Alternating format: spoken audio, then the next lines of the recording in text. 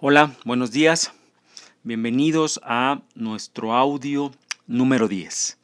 Este audio está dedicado a recuperar algunos últimos elementos del Renacimiento para poder seguir contextualizando el ambiente dentro del cual leeremos y lograremos entender la obra de Nicolás Maquiavelo. Concretamente, lo que vamos a hacer en este audio es repasar en un libro del historiador José Luis Romero, un libro titulado La cultura occidental del mundo romano al siglo XX, editado por la Casa Siglo XXI. Vamos a revisar algunas pequeñas páginas, dos, tres paginitas muy condensadas, donde el autor intenta explicarnos cómo podríamos resumir de manera muy esquemática el Renacimiento a partir de cuatro características. Por supuesto que hay más. El objetivo de Romero no es plantear que solo estas son las únicas características. Son cuatro características muy amplias, muy genéricas, para a partir de ellas reflexionar cómo la sumatoria de estas propiedades habría dado lugar a una nueva visión del mundo. Para José Luis Romero, el Renacimiento finalmente es una nueva visión del mundo. Nosotros lo que queremos hacer en concreto es observar y ponderar cómo esa nueva visión del mundo, nueva porque es distinta a la anterior, nueva porque la anterior, que es una visión medieval, se va a ver contrastada con muchas cosas que en el mundo renacentista se van a seguir. Bueno, lo que queremos observar es cómo esa nueva visión del mundo eh, habilita la obra de Maquiavelo. Es decir, le permite pensar a Maquiavelo cosas que le hubiera sido inconcebible pensar siglos atrás. Son posibles de pensar esas ideas, esos planteamientos que Maquiavelo tendrá gracias al contexto, al ambiente de cambio convulsivo en el cual Maquiavelo se encuentra. Para eso, estas cuatro características muy simples nos serán útiles. Primero, la crisis del trascendentalismo. Segundo, la irrupción del sentimiento naturalista. Tercero, la mutación del sentimiento patético de la vida en relación con la irrupción del hedonismo. Y cuarto, la irrupción del sentimiento individualista. Estas cuatro, ahora voy a entresacar algunos párrafos del texto de Romero para darles leída, tratar de citarlos primero en función de cómo Romero los plantea y después desarrollaré un poco más sus ideas en el ánimo de refrasearlas de una manera quizá más coloquial, más simple, más accesible. El primer factor característico del Renacimiento y que va a incidir en la apertura de una nueva visión del mundo, dentro de la cual podremos ubicar el ángulo de vista de Maquiavelo. El primer factor, acabo de decirlo, es la crisis del trascendentalismo. ¿Qué quiere decir esto? Romero explica al respecto. La afirmación polémica de un orden había introducido en la actitud medieval ante la realidad un principio de supremacía del transmundo, de lo trascendental. Este principio sufre luego una curiosa evolución. La tercera escolástica discrimina sutilmente la relación entre el campo específico de la fe y el campo específico de la razón y afirma de manera indirecta la legitimidad del mundo de la realidad sensorial y su significación eminente para el hombre. Mundo y transmundo quedan discriminados radicalmente y con tal discriminación el transmundo permanece eminentemente solo en la reflexión de letrados y meditativos, en tanto que el mundo sensible crece en libre significación en el ánimo del hombre.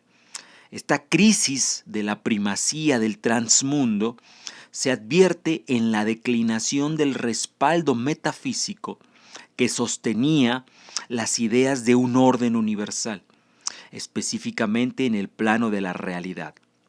Imperio y papado dejan de poseer poco a poco el valor místico de antaño, y al primado de un orden de jure comienza a suceder el primado de un orden de facto, que se manifiesta a través de todas las convulsiones. Pero más netamente aún, esta crisis de la primacía del transmundo se advierte en la irrupción del sentimiento naturalista. Hasta aquí, porque el sentimiento naturalista será la segunda característica que desarrollará Romero. La primera, la repito, es la crisis del trascendentalismo, que en esto que acabo de leer, Romero nos hace entender que la crisis del trascendentalismo es un sinónimo de la crisis del transmundo. ¿Qué quiere decir esto? Voy a tratar de explicarlo con las palabras más simples que me vengan a la mente. Básicamente, sobre todo si recordamos que la Edad Media es una edad teologal, una edad donde el pensamiento está dedicado a la investigación de los asuntos divinos, de los asuntos de Dios, de los asuntos no terrenales.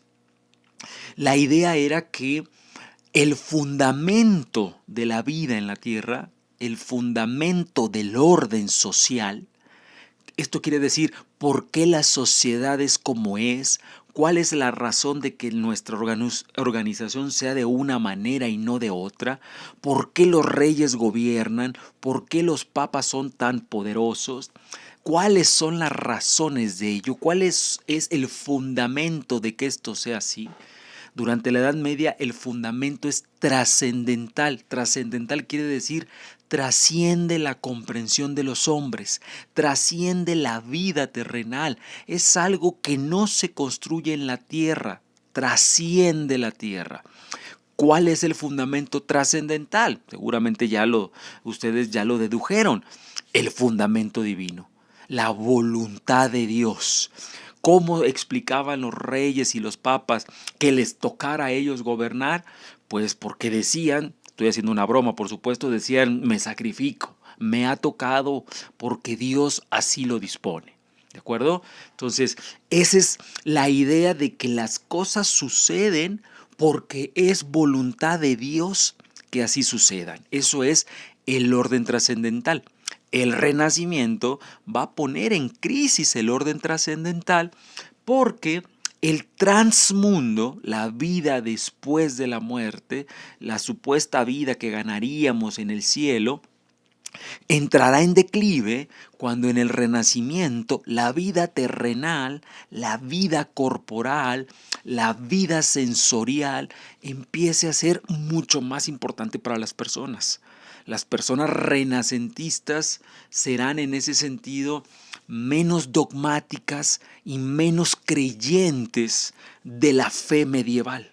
La fe medieval llegaba a plantear que para ser un creyente, recuerden que esto lo vimos con San Agustín, había que creer y no pedir ver.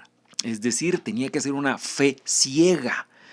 La fe llevada a sus últimas consecuencias, a sus últimos extremos, es en este sentido la negación de la razón.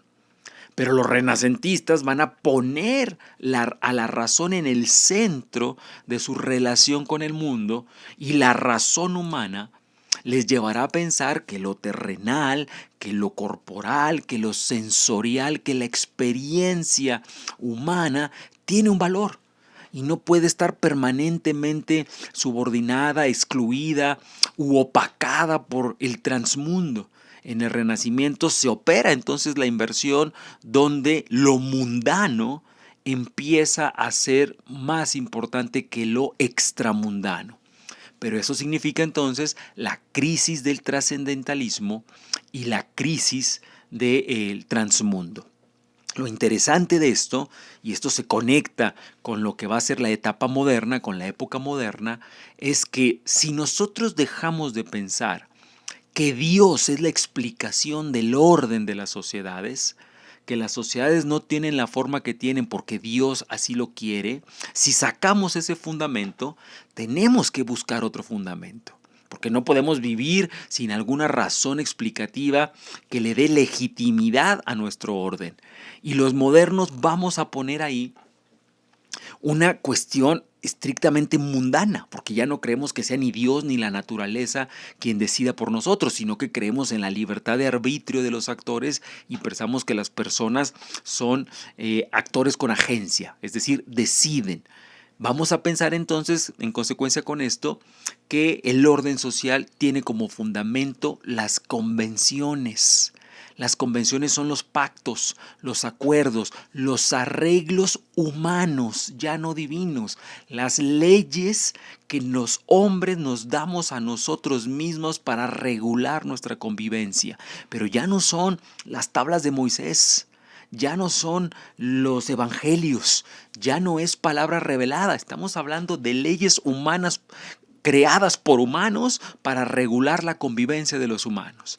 Sobre este punto seguiremos más adelante, porque es un punto que marca toda la modernidad. El fundamento de la modernidad es entonces la convención, lo que en algún lugar, pero esto puede ser diferente que en un lugar vecino, lo que en ese lugar se ha convenido que se considera justo, que se considera correcto, aunque, insisto, un vecino por otra convención pueda llegar a otra idea. ¿De acuerdo? Segundo factor, la irrupción del sentimiento naturalista. Leo un momento a Romero y luego lo interpretamos. Un vigoroso despertar del amor a la naturaleza se advierte por doquier en esta época. Lo que antes parecía expresarse suficientemente en la condenatoria fórmula de mundo, demonial y carne, abre ahora su secreto y revela sus múltiples encantos, apelando a los sentidos que el hombre posee para captarlo. Giotto y Simoni Martini trasladan al fresco la tímida vibración del contorno natural del hombre. Los calendarios miniados y los libros de horas, los libros de caza, los lienzos flamencos y los frescos italianos, y finalmente Sandro Botticelli inundan de frescura y espontánea vitalidad el espectáculo. Estamos hablando aquí de que en la Edad Media fue esa edad que entronizó la noción de que el cuerpo, lo sensible, la naturaleza sensible, la epidermis, era pecado, era la naturaleza caída, que entonces había que dividir quirúrgicamente el alma, que era la parte valiosa del hombre, y no el cuerpo, que era algo así como un envase proclive a la corrupción, proclive a la degeneración. Un cambio total de la vida es un cambio total de los sentidos, de los ideales, es que durante el Renacimiento se revalorice el cuerpo, que sus pintores, que sus escultores empiecen a dibujar, a esculpir el cuerpo y la belleza humana, tanto de los hombres como de las mujeres. Pasaremos de la pintura dedicada a retratar los pasajes bíblicos, ¿no? La pintura religiosa, a una pintura humanista que va a intentar recrear, capturar la belleza sensitiva de los seres humanos.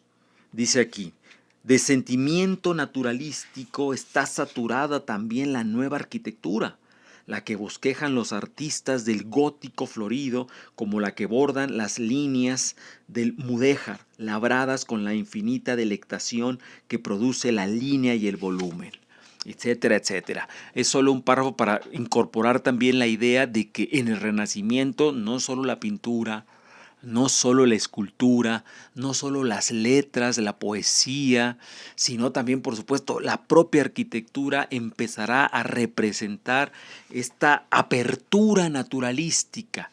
Llevábamos casi 10 siglos en la Edad Media cerrados a lo sensorial, cerrados a lo corporal, porque se pensaba que el mundo y lo corporal era materia de dominio del demonio, que el demonio por ahí lograba persuadir y seducir a los incautos. El Renacimiento va a plantear que el cuerpo humano no es una materia de bochorno o de la que avergonzarse. Todo ello revela un vigoroso despertar del sentimiento profano, una afirmación de la vida tal como se ofrece en los cauces que el hombre tiene a sus pies para sumergirse en ellos, tal como brota de la clara linfa de los impulsos espontáneos, sin temores, sin prejuicios, sin transposiciones de lo inmediato visible a lo remoto invisible.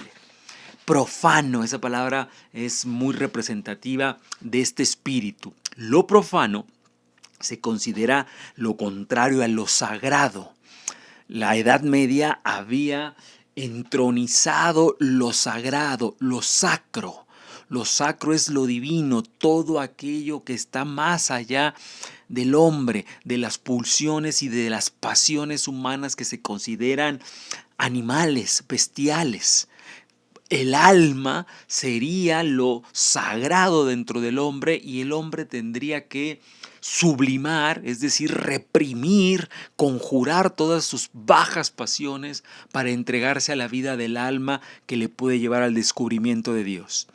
El Renacimiento va a rescatar, a relegitimar el sentido y el valor de lo profano. Lo profano quiere decir la capacidad del hombre de vivir sin represiones, la capacidad del hombre de experimentar más allá de lo que está prohibido, la capacidad del hombre de aventurarse en todas esas cosas que antes se consideraban que si el hombre las tocaba, el hombre las contaminaba.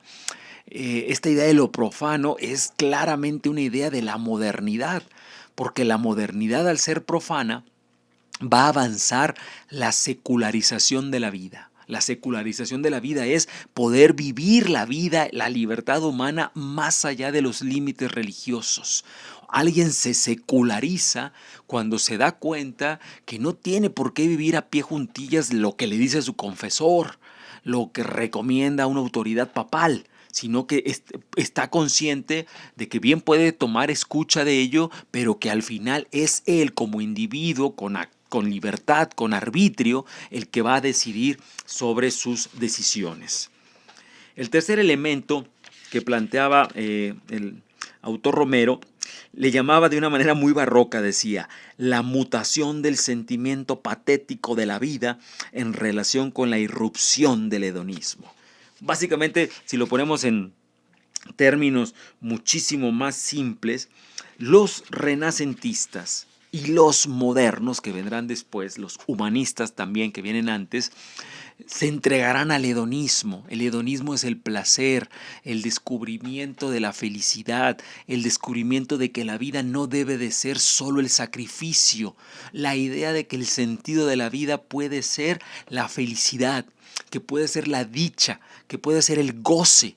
Todo eso, por cierto, es una escuela clásica. Es la escuela del hedonismo griego y la escuela del epicureísmo. Los epicúreos y los hedonistas eran escuelas del pensamiento antiguo a la que los renacimientos van a apelar para rescatarlas y decir, ya está bien de una vida medieval de sacrificio, de la vida monacal, de la vida reprimida.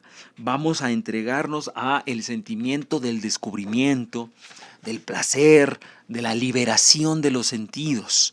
Esto es muy importante porque imagínense cómo va a repercutir todo esto en la concepción moderna de la política. Si la concepción medieval de la política es una concepción condicionada por el imperio de lo divino, por la primacía del transmundo, por el mandamiento de que la política debe de servir para instaurar la ciudad de Dios en la tierra, cambiar todo eso hacia estas nociones, libertad, hedonismo, naturalismo, va a implicar una nueva noción de la política porque en principio ha cambiado la noción de la vida misma. Por lo tanto, Maquiavelo, por eso decíamos, el Renacimiento lo va a habilitar para poder pensar cosas que hubieran sido inconcebibles en la Edad Media. Los límites de la política se van a expandir con Maquiavelo precisamente por algunas de las razones que curiosamente discutimos en nuestra sesión del día de hoy, se recordarán, la idea de la autonomía de la política. Si la política ya no va a tener un corset, es decir, unas restricciones éticas, morales, filosóficas, estéticas o religiosas, el campo de la política entonces se expande, porque la política se está quitando esos cinturones casi de castidad que tuvo durante la Edad Media. Entonces imagínense cómo este contexto pues va a enriquecer el pensamiento de Maquiavelo. La última característica del Renacimiento que plantea Romero era la irrupción del sentimiento individualista. Esto es algo que también mencionamos la clase anterior con el autor Peter Burke. El Renacimiento, el humanismo, la ilustración y finalmente las revoluciones de la modernidad que veremos más adelante cuando contextualicemos a Hobbes, a Locke y a Rousseau.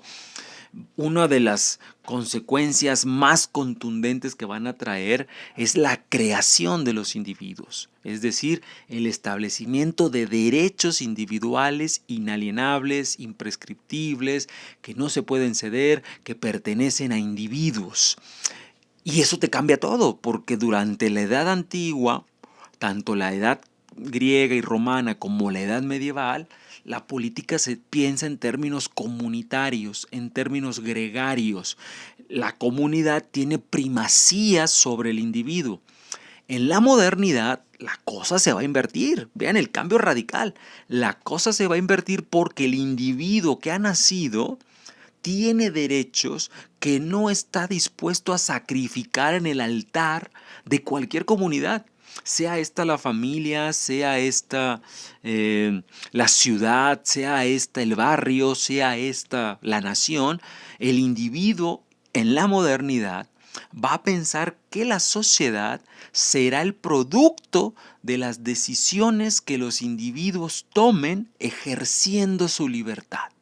De decisiones en libertad, de decisiones libres. La sociedad será el producto de los individuos. Totalmente al revés que como lo pensaba Platón y como lo pensaba Aristóteles. ¿De acuerdo? Entonces, eso es muy importante porque el objeto de legislación, los individuos, serán muy diferentes en la modernidad y eso, al tenerlo muy consciente Maquiavelo, será uno de varios elementos del Renacimiento que influirá decisivamente en su visión de la política, cosa que será nuestra materia de discusión en nuestro próximo audio. Hasta aquí terminamos con este. Les agradezco. Nos escuchamos en el siguiente. Gracias.